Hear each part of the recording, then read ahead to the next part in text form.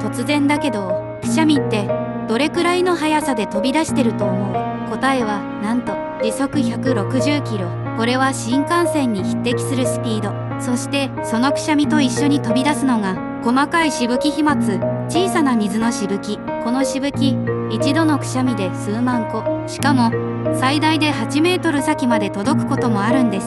つまり電車や教室、職場での一くしゃみが予想以上に広範囲に影響してるってこと。スピードも破壊力もくしゃみは本気です。つい誰かに話したくなる、それ今日の一ネタです。